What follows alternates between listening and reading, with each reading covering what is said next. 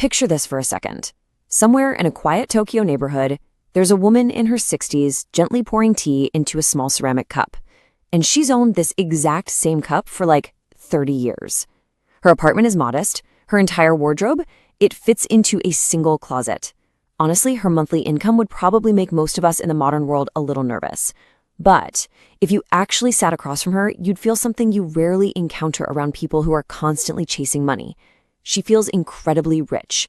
Not wealthy in a bank account sense, right? But rich in the way her mornings feel beautifully slow. Rich in the way literally nothing she owns feels unnecessary. And rich in the way her life just seems to breathe. So today in this explainer, we're going to unpack the quiet Japanese philosophy that teaches you how to feel profoundly wealthy long before your income ever catches up. Okay, let's dive into this, because here's what most people get completely wrong about money. We've all been sold this modern equation our entire lives, haven't we? The idea that more income equals more freedom, which naturally equals more happiness.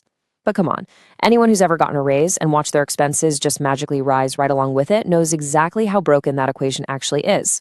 The Japanese reality, though, is completely different. They figured this out generations ago. They understand that the feeling of being truly wealthy has almost nothing to do with how much you earn and absolutely everything to do with how much you actually need. To help redefine our financial lives, we're going to explore 3 distinct philosophical pillars today: Danshari, Chisoku, and Shun. Let's look at how these 3 concepts work together to completely shift your relationship with money. Our first pillar is Danshari, which is all about mastering your desire.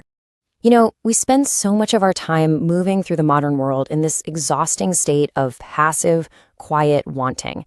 Well, Danshari is the antidote to that cycle.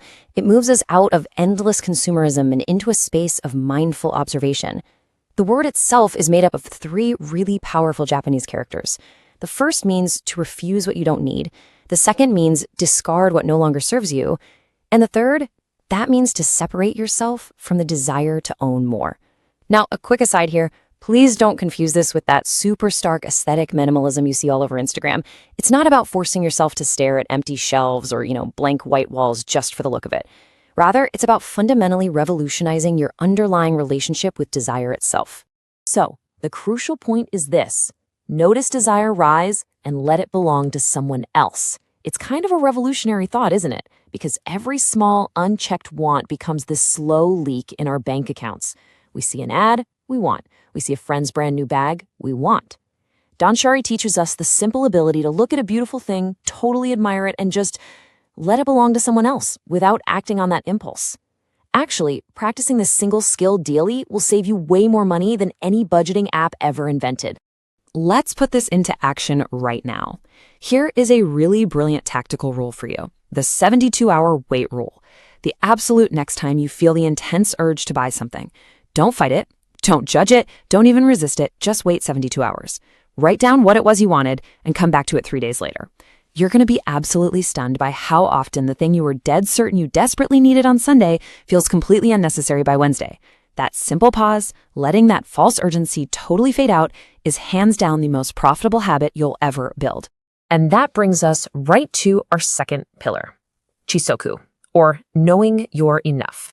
Before we get into the exact definition, let me share a slightly uncomfortable truth. The reason most people never really feel rich, completely regardless of how high their salary climbs, is simply because they literally don't know where their finish line actually is. And that is exactly what Chisoku addresses. It translates to knowing sufficiency. It's about understanding in your bones the precise moment when you have enough. It sounds simple, right? But most people will go their entire lives without ever learning this. We chase the next raise, the bigger house, the newer phone, not because we actually need them, but just because we haven't defined the finish line. Without Chisoku, you can earn $1 million a year and still feel incredibly poor.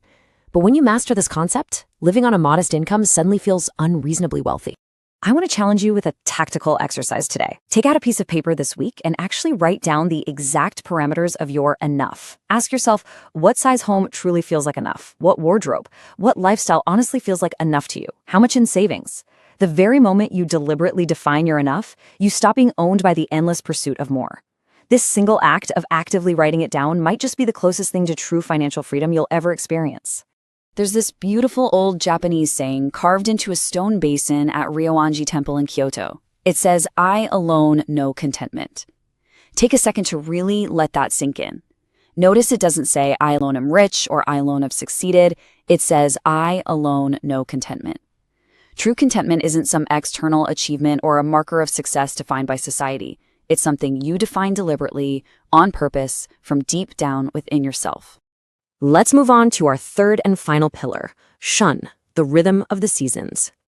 Now, this is the absolute secret weapon. This is the concept that takes frugality and completely transforms it from a feeling of painful sacrifice into a feeling of absolute luxury.